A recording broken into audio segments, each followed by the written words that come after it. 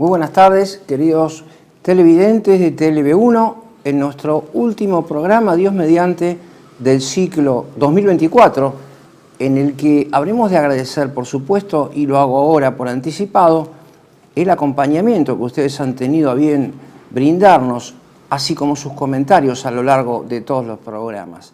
En el día de hoy me toca tratar un asunto que ya de alguna manera fue anticipado en entregas anteriores, con el título de farmacología y globalismo. En rigor, no debiéramos hablar de farmacología, sino de la irrupción de las Big Pharma, de las grandes industrias farmacológicas. Y además, debiéramos saber, o lo hago ahora, para no sobrecargar la pantalla inicial, de colocar un subtítulo que especifica mejor la cuestión filosófica que, como siempre, venimos tratando y que subyace en la base de este título, a saber, el nominalismo como concepto filosófico y su unidad sistemática con la inteligencia artificial al servicio del nuevo orden mundial, que es como decir, al servicio del globalismo. Exactamente ese es el tema que habré de ocuparme en el día de hoy. El concepto de nominalismo es un concepto fuertemente filosófico, lógico-filosófico, que para disipar tal vez esa pequeña incógnita o ansiedad por saber qué cosa significa para el público lego, habrá que hacer, ante todo, habrá que proponer, ante todo, una breve síntesis conceptual de este nuevo concepto que hoy les presento. En realidad no es nuevo, nace en el siglo XIV con la figura de Guillermo de Ockham, como que habré de reiterarlo un poco más adelante. El concepto del nominalismo se opone al de universalismo. ¿Qué es una cosa y qué es la otra? ¿Qué indica un concepto y qué indica el otro? El concepto de nominalismo, como bien se indica en el término, habla del nombre que se da a las cosas singulares, pero no del nombre que se le da a la cosa singular, incardinada en la lógica, en la metafísica del ser, vale decir, al ser concreto que constituye una participación del ser absoluto, sino al singular, concreto, desvinculado de su relación con el ser absoluto. Para que mejor se entienda, tomamos el caso de la persona humana. El nominalismo se dirige al objeto singular, a este ente personal existente, menos su esencia ontológicamente constitutiva, menos su relación de dependencia con el ser absoluto, que en términos teológicos es Dios creador. El ente concreto, y todavía, para expresarlo con mayor claridad, el concepto lógico del nominalismo observa el hombre singular menos su esencia, de tal manera de cosificarlo. Se trata de la cosificación de la persona humana y de todo ente concreto que es objeto del acto espiritual del conocimiento. Por su parte, el concepto de universalismo, opuesto al del nominalismo, se corresponde con la idea metafísica de participación. Vale decir, tiene por objeto, ciertamente al objeto singular, pero para desentrañar con la finalidad de abstraer, de tomar desde dentro de la estructura ontológica del ente concreto su esencia. El universalismo, podríamos decirlo rápidamente, es el nombre de las esencias, es el nombre de aquello fundamental que está en las cosas que nos rodean. Tomando de vuelta el ejemplo del hombre, diríamos que el universal es aquella esencia de la humanidad que está en este ente concreto, singular, que hoy es mi persona frente a esta cámara, y que son ustedes, desde sus hogares, presenciando esta vez, por ejemplo, esta entrega, la última entrega del año, como decíamos. Digamos que el universal es no la cosificación del ente concreto, sino la sublimación metafísica y teológica del ente concreto. Vean ustedes la enorme oposición. ¿Por qué me ocupo del tema del nominalismo lógico? Porque el nominalismo, como concepto que nació en lo que se ha dado en llamar el otoño de la Edad Media, como superación de la idea de participación que caracterizó el pensamiento antiguo y medieval hasta el siglo XIII, en la figura especialmente de Tomás de Aquino, operó entonces una ruptura con Guillermo de Ockham y Marsilio de Padua en la inauguración de este concepto del nominalismo, que está en la base, de allí la pertinencia en este programa, de la filosofía política moderna y contemporánea. Pero esto habrá de ser objeto de mi desarrollo en el día de hoy. Brevemente, el concepto filosófico del nominalismo constituye la base filosófica profunda que sustenta el libertarianismo republicano y también al colectivismo marxista. Está en la base, para decirlo con una terminología todavía más arraigada, está en la base tanto del liberalismo político como de su forma económica por excelencia, que es el capitalismo.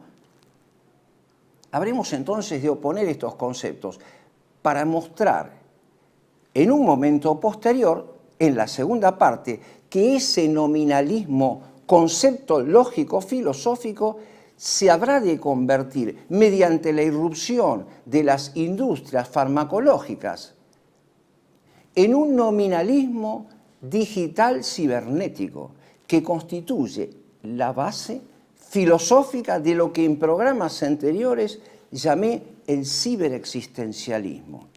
El nominalismo, entonces, cibernético y digital, no apenas cosifica a la persona humana, la desvincula del ser, del acto de ser, de la participación de la existencia por parte de Dios, sino que lo cosifica y lo reduce a la pantalla y al cálculo cibernético y digital mediante esa irrupción farmacológica que ustedes bien conocen y que ha sido propuesta como panacea de nuestras enfermedades corporales en los últimos años. Creo que saben ustedes bien a lo que me estoy refiriendo y les pido que retengan este último concepto porque habré de desarrollarlo al comienzo de la segunda parte. Veamos entonces cuáles son los hechos de la política exterior y de la política nacional que permiten ahora comprender la importancia del concepto que he elegido para hoy, de alguna manera a modo de síntesis de los últimos acontecimientos y de iluminación del horizonte de cuanto nos espera aún en el devenir inmediato. En el orden internacional, ven ustedes que los conflictos bélicos continúan su escalada. Bueno, desde nuestro punto de vista, hay que decir que no se trata de un descontrol, que no se trata de algo imprevisto, sino algo rigurosamente planificado, como también las crisis económicas que derivan de estos conflictos. Pero visto desde el lado de la lógica de nuestro concepto, a saber, del nominalismo, la finalidad de estos conflictos acelerados en todo el mundo no es otra que la atomización, la desintegración en una doble dimensión, la desintegración del hombre respecto a la etnos griego, a la nación, a la patria, la cosificación política del hombre, pero también a la desintegración de la persona humana como sustancia individual. Y de esto habré de tratar en la segunda parte. Esas guerras, esas escaladas de violencia que generan las grandes éxodos, los grandes movimientos migratorios, no tienen otra finalidad que la de generar justamente el desarraigo por el abandono de la patria en que hemos nacido y además generar en el ámbito rigurosamente personal esa sensación propia de todo existencialismo, no apenas del ciberexistencialismo, a que he llamado, siguiendo algunos filósofos existencialistas conocidos como Sartre y como también Heidegger, el desarraigo, la reducción del hombre al que está allí delante, como atomizado, fuera del ser y fuera de la dimensión propia de su relación con Dios creador. Creo que a pesar de la complejidad de los conceptos, estamos en el camino de una cierta clarificación. Ya me lo dirán ustedes, en todo caso, en sus comentarios, y además podrán reiterar este video que grabamos ahora en los estudios de TLB1 para comprender mejor cuanto voy diciendo. Digo entonces, estos conflictos tienen esa finalidad, visto desde el lado del examen filosófico del nominalismo, a saber, la atomización de la persona humana. Otro de los grandes episodios que registra nuestra realidad política internacional lo constituye la reunión de los grandes centros de poder de nuestro continente con la referente por excelencia de la cuarta revolución industrial. Me refiero a la señora Ursula von der Leyen, que ha sido caracterizada por el señor Klaus Schwab en la última reunión de Davos 2024, enero 2024 en concreto, como la líder por excelencia de la cuarta revolución industrial. Ven ustedes ahora en pantalla dos fotografías que tenemos allí en donde todos los grandes líderes, aquí no hay ya distinciones entre derechas e izquierdas, sino una cierta unidad en torno a este personaje central que representa ya no a la señora Ursula von der Leyen, sino al modelo de la cuarta revolución industrial. Ven ustedes aquí la fusión entre supuestas derechas e izquierdas, el presidente Lula da Silva, el presidente Javier Milei, y ven ustedes también la enorme contradicción. Ven cómo se desploma a ustedes ese discurso contrario a las Naciones Unidas y al Mercosur y a la Agenda 2030 por parte del presidente Milei. La señora Ursula von der Leyen representa la totalidad del proyecto sinárquico, la resolución de derechas e izquierdas en un Estado mundial único. Pero como si esta fotografía fuese todavía poco clara, porque ustedes habrán observado también en los medios en donde la misma toma aparece con el señor Milei sin tomarse de las manos, pero aquí están todos juntos. Y hay una segunda fotografía donde el presidente Milei está solo con la señora Ursula von der Leyen, porque Argentina se ha constituido, como bien lo dije en el programa anterior, en el faro del mundo para esta nueva organización mundial supraestatal holística que se llama el Estado Mundial Único y Totalitario. Creo que las fotos son suficientemente elocuentes como para que podamos ir un poco más adelante. Ven ustedes en estas resoluciones, digo, sinárquicas, totalitarias, la totalidad del discurso del presidente Milei en Naciones Unidas cuando critica la Organización de las Naciones Unidas, proponiendo el paso hacia formas superadoras. Lo mismo hizo Jorge Bergoglio cuando habló de la caducidad de las Naciones Unidas en favor de una síntesis globalista, abarcadora y anonadante. Allí están todos los motivos del nuevo orden mundial, cuya estructura interna, como vengo diciéndolo, a través de 20 entregas ya hasta el día de hoy, no es otra que la cuarta revolución industrial, cuyo concepto central, cuyo concepto sistemático duro, como se dice hoy, no es otro que el de inteligencia artificial. Todo esto es lo que ha ocurrido en la fusión de nuestro continente ahora, abandonando el Mercosur. Ese es el sentido, esa es la hermenéutica que le corresponde a la crítica de Milei contra el Mercosur. La disolución de las identidades en favor de una estructura anonadante y globalista. Eso significa la presencia de esta señora y los dichos del presidente Milei durante el curso de estos últimos días desde nuestra última entrega.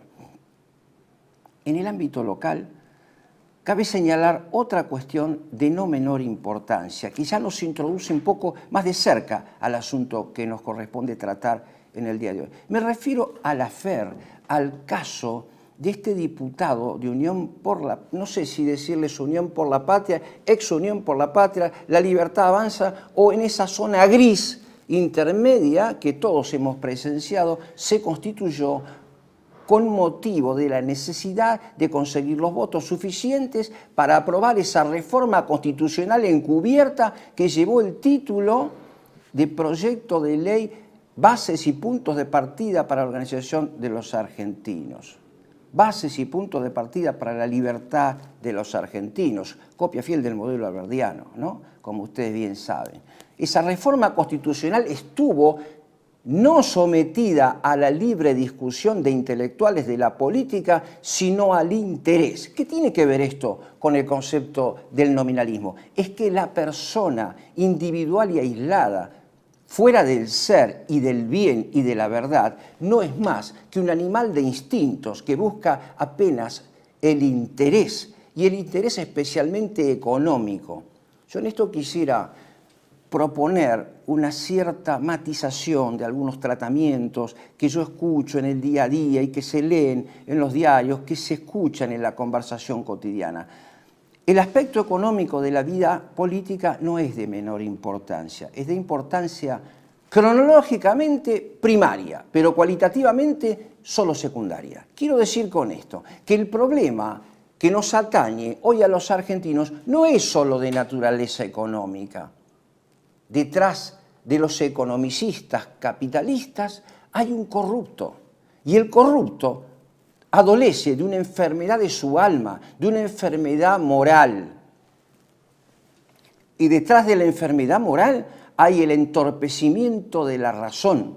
Vale decir que comprenderán ustedes, estamos frente como a aquel caso de quien observa que el caño de escape de su vehículo expele humo. Puede optar por dos soluciones: o poner una tapa en el caño de escape para que no salga más humo, o detener el motor del vehículo. Bueno, las soluciones son incorrectas y parciales. Lo que hay que hacer es rectificar el motor. Lo que hay que hacer contra el nominalismo, que está en la base del individualismo voraz que solo busca el interés y que solo busca la explotación del prójimo, y la profundización de lo que aquí entre nosotros se ha dado en llamar las grietas. Lo que constituye, lo que Hobbes va a caracterizar como el hombre lobo del hombre, ese hombre economicista, egoísta, solamente preocupado por la ganancia y por el interés, que obra solamente motivado por las relaciones de costo-beneficio. Ese hombre necesita una profunda conversión de su alma.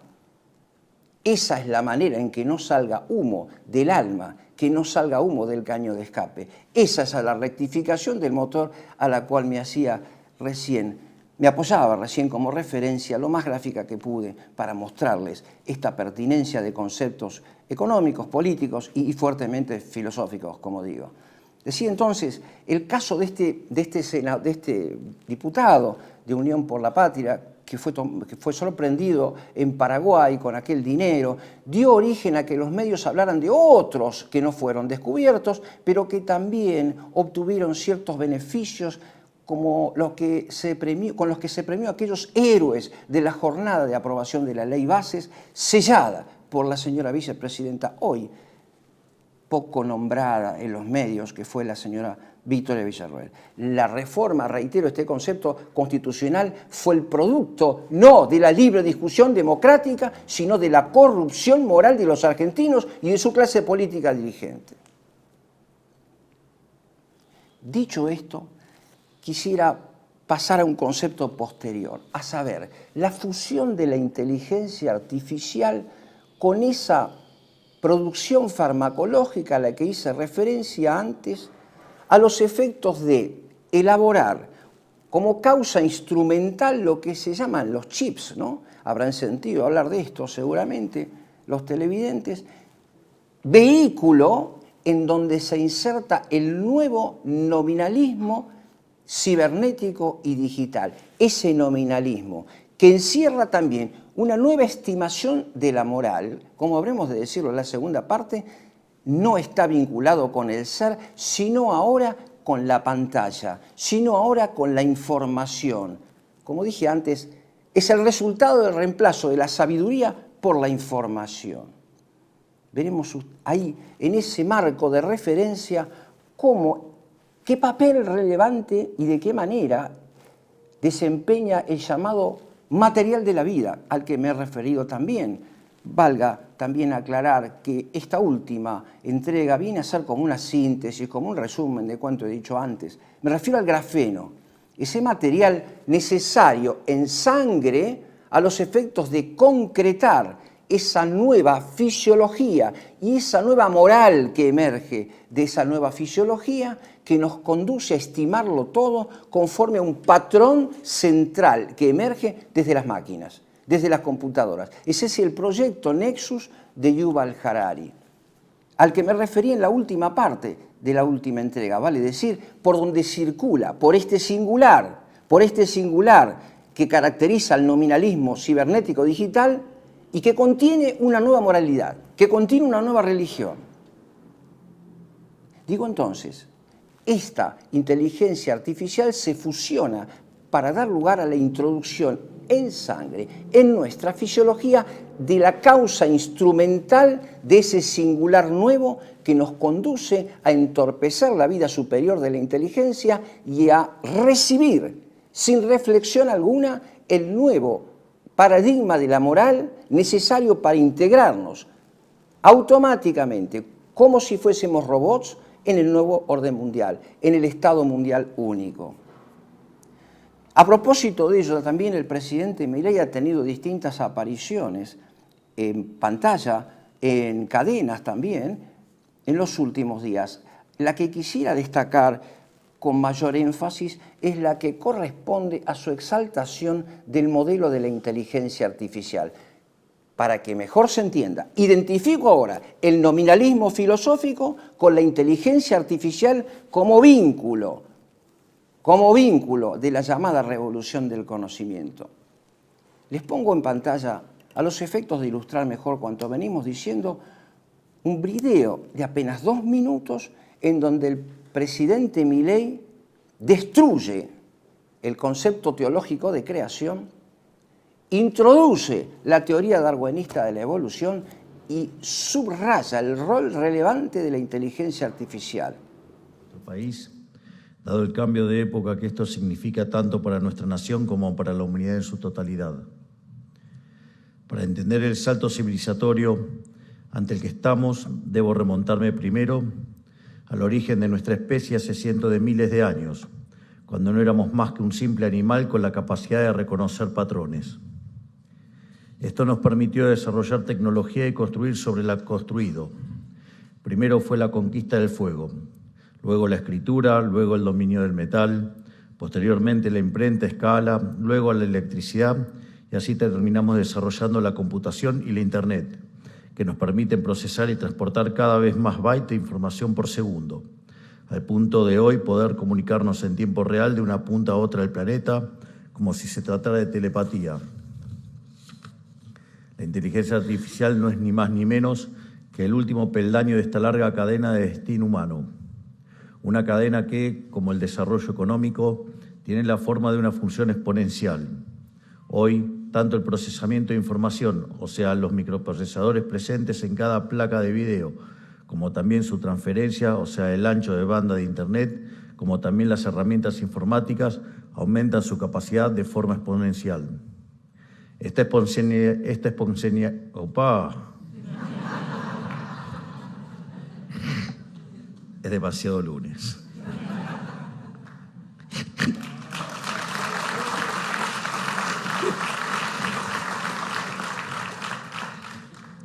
Esta exponencialidad nos acerca a los hombres cada día más a la altura de lo divino. Ante los ojos de nuestros antecesores, si yo le contara a Julio César que el humano puede volar, creería que nos convertimos en dioses. Si yo le contara a mi abuelo que hoy le estamos enseñando a pensar a un conjunto de metales y piedras, pensaría lo mismo. Con posterioridad a esto, el presidente ha tenido otra participación en una nueva internacional. Esta no es la internacional socialista, pero por analogía es una internacional. La internacional que se llama Conferencia Política para la Acción Conservadora. Ha dicho allí el señor presidente que sintetiza en esta revolución informática la gestión de gobierno a la que caracteriza como política del poder. Observen ustedes que solamente se puede comprender la política como poder desde la perspectiva del singularismo nominalista. Porque si tuviésemos que definir la política desde el punto de vista del ser, de la verdad y del bien, esto es del ser que depende del ser absoluto de Dios creador, la política debería definirse como la ciencia del bien común político. Pero este ser, insisto, desarraigado, no puede menos que buscar el poder. Y por eso es que el liberalismo burgués viene definiendo a la política como una pugna por el poder. Equívocamente, sin ningún lugar a duda. Pero en la base de esa concepción se encuentra, como vengo señalándolo, una vez más, el nominalismo filosófico, cuyo objeto es el singular, el hombre desarraigado de los cuadros, de los grupos intermedios, de la familia, de la nación, de la patria, de la comunidad política e incluso de Dios creador. Su objeto es entonces, digo, el interés. El nominalismo, reitero, es fundamentalmente, esencial y prioritariamente economicista. ¿Comprenden ustedes un poco ahora cómo van alcanzando cierta unidad aquellos conceptos, aquellos discursos políticos que ustedes escuchan diariamente, semanalmente?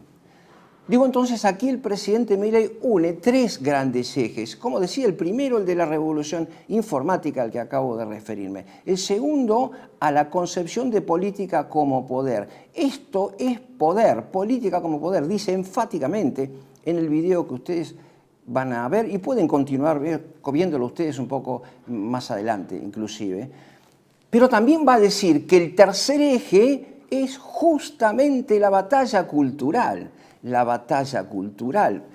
promulgada por los jóvenes de la Fundación Faro y por esa nueva cámpora libertaria de la que hemos hablado en el programa anterior. Se trata de una batalla cultural que presenta un modelo cultural sin arraigo metafísico, pero de fuerte tono nominalista. Vale decir, concibe al hombre como ente puramente económico y singular, desarraigado de la patria, de la nación, de la familia y de todos los grupos intermedios, especialmente de la comunidad política.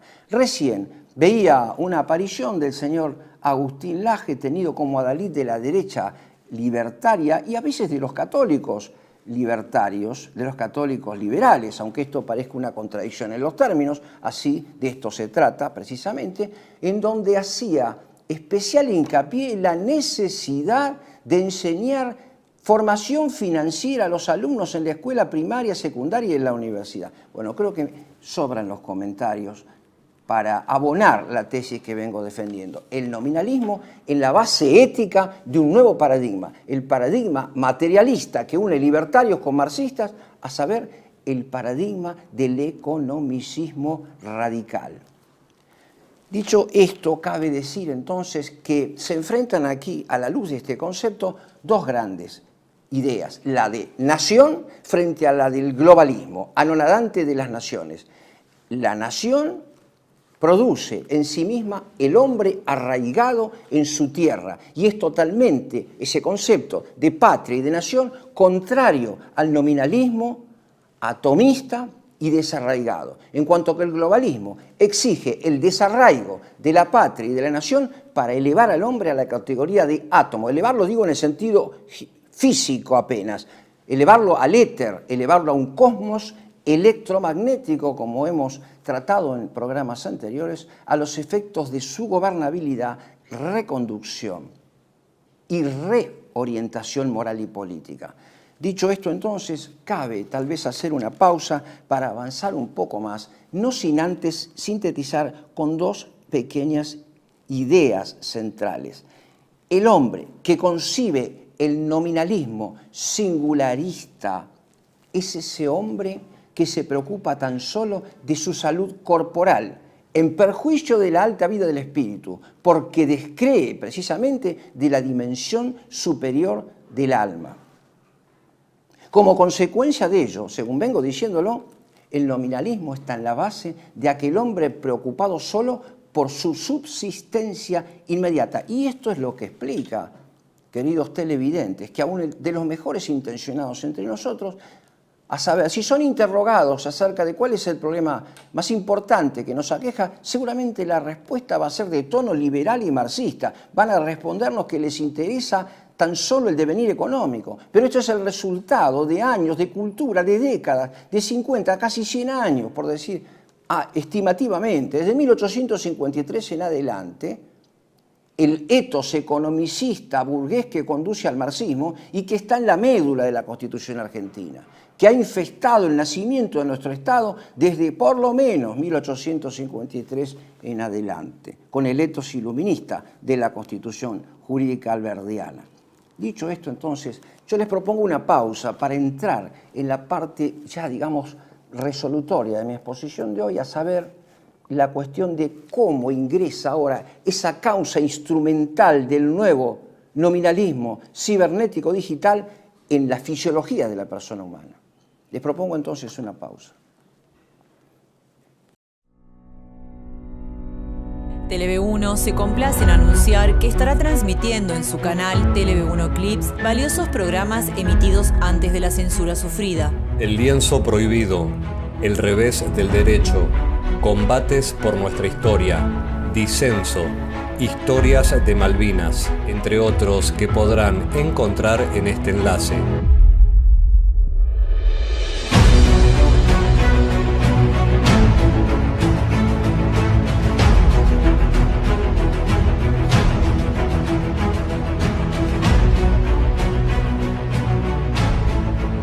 Agradecemos su aprovechamiento y difusión.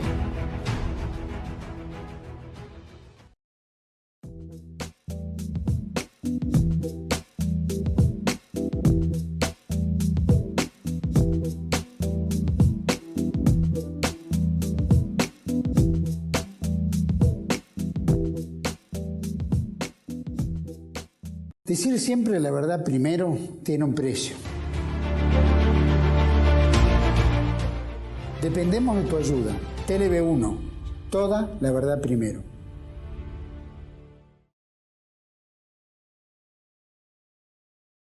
Continuamos entonces ya con esta segunda parte, tratando el problema central, la relación que enuncio en mi título entre la industria farmacológica al servicio de la política del nuevo orden mundial. Siempre cabrá subrayar y nunca será suficientemente reiterado a saber esta amplitud de horizonte que propone la Cuarta Revolución Industrial. Veníamos acostumbrados en la filosofía política clásica a tratar al hombre en cuanto estructura, cuanto objeto de una antropología filosófica, en el fundamento de la ordenación política y moral.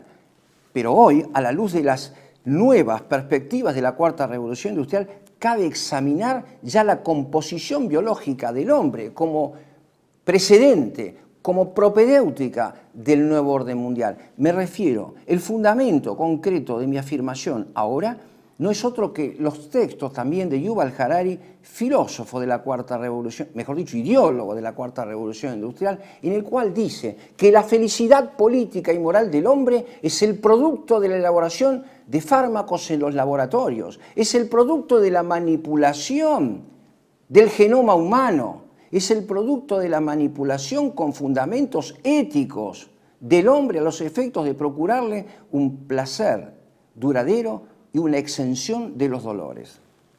Me he referido a esto en oportunidades anteriores. Digo entonces, ¿de qué manera ingresa ese causa instrumental a la fisiología de la persona humana? Ante todo, cabe aclarar aquí que voy a referirme a los actos humanos voluntarios. Siempre la Cuarta Revolución Industrial buscará nuestro consentimiento para operar. Es difícil que lo hagan por vía absolutamente coercitiva. Digo, entonces es importante aquí tratar brevemente en el espacio del tiempo que puedo disponer de la atención de ustedes acerca de los actos morales. Un acto moral es perfecto cuando poseemos pleno dominio del principio de esos actos morales, la base teórica necesaria, teórica práctica para obrar, de la comprensión de los medios buenos que conducen al fin honesto, que es el bien honesto, que es la justicia que caracteriza ese bien honesto.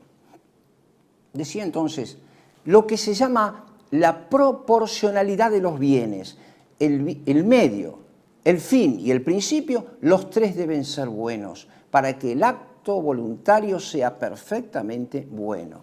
Un acto voluntario es perfectamente bueno, reitero, cuando poseemos dominio del principio, de los medios y de los fines.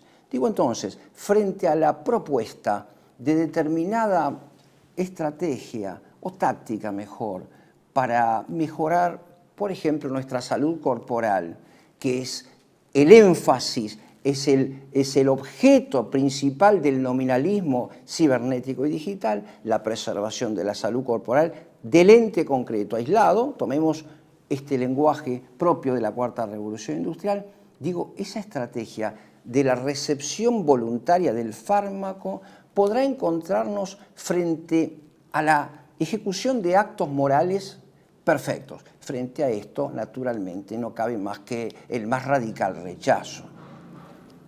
Es penoso señalar que he tenido ocasión de leer, con ocasión, justamente, reitero, de la aparición de aquellos fármacos, algunas fundamentaciones pretendidamente morales, con base en Tomás de Aquino y en la auténtica tradición católica apostólica romana. Me refiero en concreto a los documentos emitidos por la Fraternidad Sacerdotal San Pío X en favor de la licitud moral de la recepción de aquellas soluciones que eran el resultado de las más aberrantes actitudes frente a la persona por nacer. Creo que me entienden, a pesar de lo difícil que sea en esta época de libertades de expresión, justamente hablar con ustedes de estos temas en pantalla. Digo el acto voluntario libre. Se le opone el acto involuntario, completamente involuntario, cuando existe una presión, una coacción de tal dimensión que resulta insuperable. Me refiero, por ejemplo, al caso de Santa Áñez. Creo que en alguna oportunidad lo he referido. Santa Áñez es una santa de la Iglesia Católica que se expresó de esta manera frente a sus verdugos que pretendían matarla previamente a violarla. Si me violáis, no lograréis más que agigantar la corona de mi martirio. Aquí no hay voluntad alguna. Pero hay ahora una gradación de actos y de presiones exteriores para que consintamos con las soluciones aberrantes del globalismo que combinan nuestra voluntad y nuestra ignorancia en mayor o en menor medida. Fíjense ustedes que hay una cierta presión exterior para que hagamos las cosas lícitas. Por ejemplo, podrían obligarme a que yo pague los impuestos, pero que pagar los impuestos es un acto lícito, la coacción exterior para realizar actos lícitos. Disminuye nuestro mérito, sin duda alguna, porque debemos obrar, Platón, cito, como si la justicia positiva no existiera y debemos hacer el bien aunque la ley positiva no nos obligara. También existe una presión exterior para realizar lo que es ilícito. Y aquí ya nos colocamos delante del problema que nos ocupa. La presión exterior para realizar lo que es ilícito, mediante la sugestión, mediante una cierta persuasión. El acto, la persona moral íntegra, no debe más que rechazar esas sugestiones y esos modelos de argumentación que van en contra del orden de la persona humana, de la recta moralidad querida por Dios en la persona, reitero. Posteriormente le sigue una mezcla de consentimiento con violencia exterior que se materializa con una cierta ignorancia. Pero una ignorancia que tiene grados. Hay una cierta ignorancia, por ejemplo, de lo que vamos a realizar. No sabemos qué acción se nos propone. La realizamos sin saber de lo que se trata. No poseemos un completo dominio de alguna de las tres etapas, del principio, del medio y de los fines. ¿Será que esto sirve para restablecer mi salud? ¿Será que son lícitos los medios? ¿Conozco los presupuestos teóricos prácticos de cuánto voy a hacer? Parcialmente. Pero con ese conocimiento parcial actúo. Resulta luego que la consecuencia no es mortal. Y entonces, la conclusión podría ser de este tipo. Bueno, consiento la acción que hice, sé que es deshonesta, pero no sufrí las consecuencias. Alivié sobre mis espaldas la presión del tirano y consiento con el resultado. Tuve suerte, a mí no me tocó, a mí no me pasó absolutamente nada. Se llama ignorancia, con consentimiento del resultado. sigue una cierta ignorancia provocada. Su fundamento bíblico es aquel pasaje del Antiguo Testamento en el cual se lee: te di consejo y no me escuchaste, te tendí la mano y la rechazaste, ahora me reiré de tu desgracia. Es aquella persona a la que con plena advertencia se la ha convencido de que realice lo moralmente deshonesto e ilícito al servicio del globalismo. Se lo ha convencido para que haga lo que es deshonesto y entonces ha preferido ignorar, justamente, ignorancia provocada, cuanto sabía antes de realizar esta acción, deshonesta en sí misma. Existe otro tipo de ignorancia que es la ignorancia concreta del caso particular y del derecho natural. No podemos ignorar el derecho natural a no ser por una obnubilación total o parcial del entendimiento producto de la pasión y de la pasión del miedo también podría darse el caso. El miedo que obnubila podría llevarnos a desconocer las pautas fundamentales del derecho natural, hacer el bien y evitar el mal, dar a cada uno lo que es suyo, etc. Los 10 preceptos del Decálogo, si prefieren. Y entonces realizo el acto inmoral. Por último, existe un desconocimiento del caso particular. No sé de qué se trata esta cosa que se me propone en unas grandes carpas, en unos grandes estadios, a los efectos de que yo pueda transitar feliz por esta vida sin recibir molestia alguna por parte de los órganos de control estatales. Y entonces procedo. Vale para esto oponer el caso de los mártires, que prefirieron la muerte antes que lo deshonesto y lo inmoral. Es inmoral, sin ninguna duda que lo es, porque tampoco es moral tomar nuestro vehículo y circular a 200 kilómetros por hora porque llego tarde a un cumpleaños. No es moralmente lícito tal acción que pone en peligro la vida propia y la de los demás. Esto tampoco es absolutamente admisible, porque presupone la muerte de otro para alcanzar la vida propia. En el menor de los casos, y en el peor, la liquidación de la especie humana tal cual la hemos conocido hasta ahora. Existe, por último, un caso que nos releva de toda responsabilidad moral, que es el acto donde obramos o donde algunos de entre nosotros obran con un completo desconocimiento al que se llama ignorancia invencible. Tal vez cabe esto para el caso de los menores de edad que eran conducidos por sus padres a los efectos de poder ingresar luego a la escuela a cursar su año lectivo. Allí no hay ninguna responsabilidad por parte de quien recibe tal presión, sino de los progenitores que lo condujeron sin la debida ilustración acerca del principio, de los medios y de los fines. Por allí, entonces, digo, por esa discusión, por esa problemática moral, ética, es que ingresa, y ha ingresado incluso en muchos, aquella causa instrumental del nominalismo singularista al digital cibernético al que me vengo refiriendo. Veamos ahora entonces un poco más acerca de los conceptos universales. Los conceptos universales que se oponen al nominalismo se encuentran, como dije, el universal ante todo es no otra cosa que el nombre de lo fundamental, de lo esencial, es el nombre de las esencias.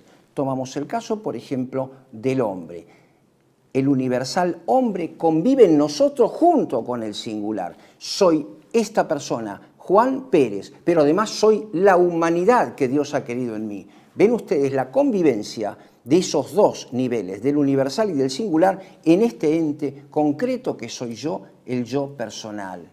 La escisión de la universal respecto del singular, la liquidación del universal en favor del singular que opera el nominalismo es justamente el secreto de la cuestión. Es la liquidación, es la destrucción de la sustancia que opera precisamente Guillermo de Ockham y los que le siguieron en el siglo XIV, desde el siglo XIV en adelante. Digo entonces, el universal se encuentra primariamente en Dios creador. Vuelvo al Génesis. Dios pensando en logos, pensando mediante la proferición de un nombre, creó cada una de las cosas. Y dijo, hágase, y vio que las cosas eran buenas. El nombre hizo que las cosas estuviesen en la consistencia metafísica de su existir. El universal está en la cosa existente creada por Dios, en su esencia. es el nombre de las esencias. El universal después está en nuestra inteligencia, cuando en esa síntesis superior de la noesis, que es el intelecto, conocemos. Nos unimos espiritualmente con la esencia. Conozco a este hombre, lo he incorporado espiritualmente en mi inteligencia, no materialmente, sino, reitero, espiritualmente, porque lo conozco en la medida de lo posible hasta en su alma. Esa es la base de la amistad. El universal, por último, está desde nosotros hacia las cosas. Es el caso del carpintero, que sabe lo que es la esencia de una silla, el universal silla, el concepto universal silla, y crea esta silla concreta, este concepto singular de silla, sobre el molde, sobre el paradigma mental del universal silla. Ahora bien, ¿cuál es el lugar del singular que concibe el nominalismo cibernético digital? Es el universal reducido, desvinculado del ser y reducido tan solo a la pantalla. Reducido al yo personal desarraigado. Un yo personal desarraigado frente a una pantalla por la que circulan hechos desvinculados los unos con los otros, frente a un hombre desvinculado del ser, desvinculado de sus raíces, a la velocidad de un bit, de un byte. Traten de retener ustedes ahora esta reducción drástica del universal al singular que opera el nominalismo. En esto consiste justamente el nominalismo que sitúo en la base del economicismo y del liberalismo político, del libertarianismo republicano. Veamos ahora de qué manera se proyecta este nuevo singular del nominalismo, objeto del nominalismo, en la vida moral y política.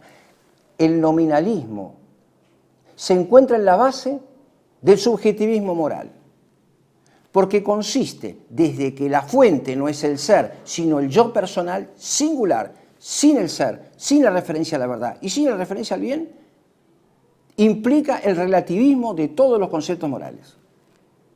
Implica también una sola forma política por excelencia, que privilegia al yo personal como fuente de toda verdad y de todo bien, que es la democracia liberal. Implica también la imposibilidad de la vida política comunitaria, en donde todos conciben y autoperciben, como se dice ahora, una determinada dimensión del bien y del mal. El nominalismo consiste en la liquidación, no apenas de la sustancia, de esa relación de unidad armónica entre el singular y el universal, consiste en la liquidación del bien común político para sustituirlo por el bien personal y por el interés. Este es el drama justamente del nominalismo economicista. Esta es la raíz profundamente filosófica del modelo libertario que nos conduce, como ustedes verán ahora, mucho más allá de cuanto venimos diciendo. Por último, antes de entrar en la parte ya conclusiva, hay que destacar que el nominalismo singularista reconoce una base filosófica y un marco histórico de realización. Su base filosófica, como dije ya desde el comienzo, está en el proyecto filosófico de Guillermo de Ockham del siglo XIV. Guillermo de Ockham es el inspirador de Martín Lutero. Vean ustedes que ese concepto universal, ese subjetivismo radical que está en la base del proyecto de la Cuarta Revolución Industrial, es el que inspiró a Lutero para interpretar la Biblia como pura racionalidad. La Reforma protestante no tuvo por objeto tan solo la corrupción de la Iglesia, las demandas de Lutero, sino su formación nominalista recibida de Guillermo de Ockham. Va a decir Lutero, Ockham, magister meus est.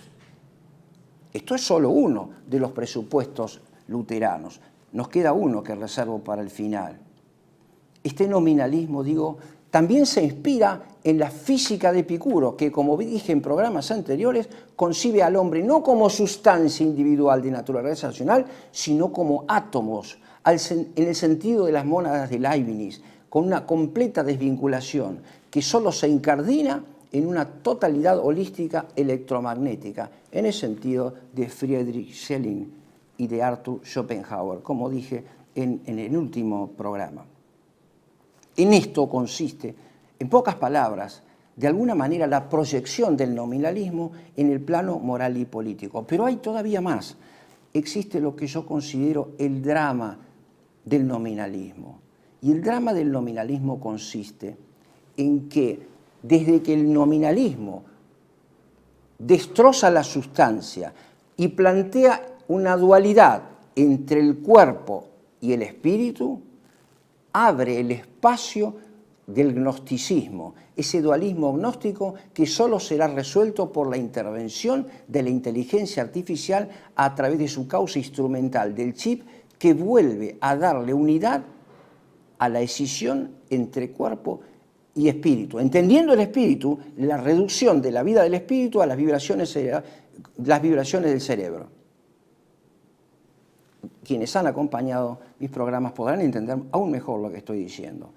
Es un viejo tema cartesiano, la división entre materia y espíritu, que solo se resuelve mediante la unidad en un chip, una unidad sintética, fisiológica, en la glándula pineal. Ese es el proyecto de Elon Musk que ha destacado el presidente Milei también en los últimos días. Ha dicho algo sorprendente, que es el hecho de que Estados Unidos está copiando a la Argentina en su modelo de digitalización del Estado, de cosificación de las relaciones políticas en la comunidad, porque ha designado al señor Elon Musk en la Agencia de Eficiencia Gubernamental que está encargada de digitalizar toda la tarea del Estado. Y ha dicho que ese modelo lo comparte tanto el presidente Nayib Bukele como el presidente electo en Estados Unidos, que es Donald Trump. Y cabe decir también y subrayar que el socio de todos es aquel autor de la síntesis electromagnética superior de la inteligencia artificial, que es el señor Elon Musk.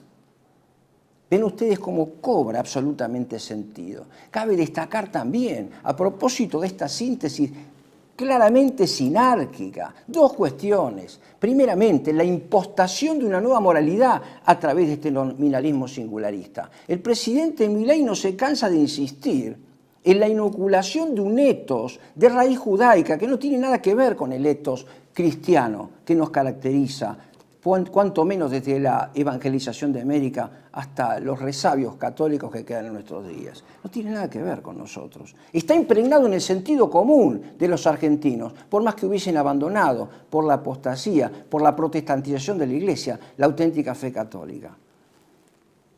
Cabe destacar también que el presidente Milei habló, como dije antes, en lo que se llama la Conferencia Política para la Acción Conservadora, que es una internacional norteamericana. Vale decir que la síntesis se produce entre todos los sectores de poder. Vale decir, esta es la concreta expresión del unipolarismo al que me he recibido como superación del multipolarismo al que nos venían acostumbrando las Naciones Unidas en los últimos años. Ven ustedes la totalidad de los motivos de esta cuarta revolución industrial. Digo entonces, esta síntesis se ve coronada ahora por una síntesis todavía superior. Hablé del pléroma en el programa anterior, pero de un pléroma teológico en el sentido de teología natural, no sobrenatural. Me refería ahora al pléroma político, vale decir, el nuevo orden mundial, el Estado mundial, es una totalidad material anonadante a la que justamente el nominalismo considera como un singular. ¿Cuál es la diferencia?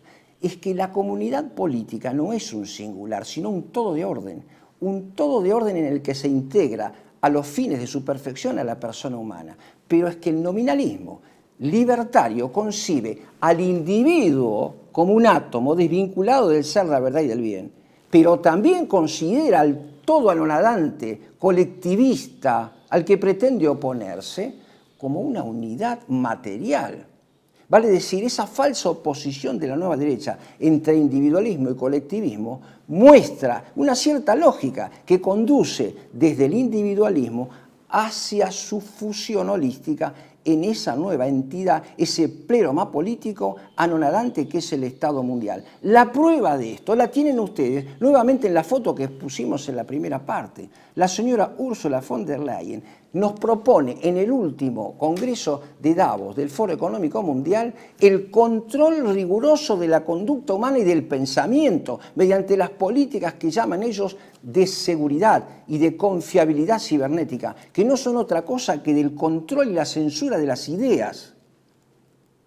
Todo cuanto se diga en red será objeto de control, a los efectos de uniformar el respeto de ese nuevo patrón moral que circula, que es inoculado a través incluso de la informática en el interior de la persona humana, como he dicho, y que sirve para conducta, para guía de la conducta moral, como paradigma de su comportamiento moral.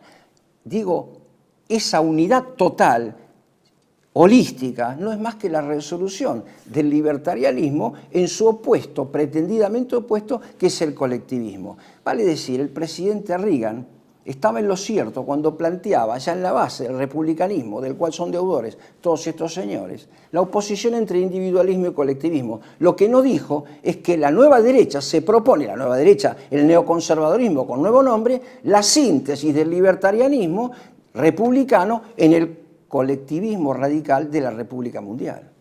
Eso es lo que no dice, pero que nosotros, los argentinos, podemos discernir en estas conversaciones.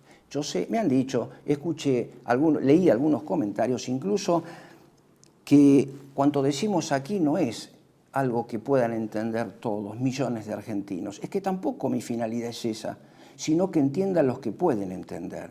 La filosofía, desde Platón hasta aquí, siempre fue para pocos. La filosofía es para pequeñas élites intelectuales y espirituales. Es para pocos que después deberán iluminar a los demás en la medida en que esto sea posible. Este era el caso de los sabios perseguidos por los sofistas, por la cámpora, por los grandes jóvenes idealistas de la Cuarta Revolución Industrial, como quieran llamarlo, del faro para el mundo, el faro cultural en la Argentina, el faro cultural que se ha presentado en estos últimos días. Creo que con lo que hemos dicho cabe subrayar la dimensión de la esperanza. ¿Hay una alternativa? ¿Hay una resolución? Sí que hay una resolución. La resolución consiste precisamente en la recuperación del horizonte de las esencias, en la recuperación del orden de los órdenes, que es, digamos, el axioma que sintetiza todo mi pensamiento. ¿Qué quiero decir con esto? Dos cosas. La recuperación de las esencias en el ámbito superior de la noesis para alcanzar el fundamento del bien político en la verdad política.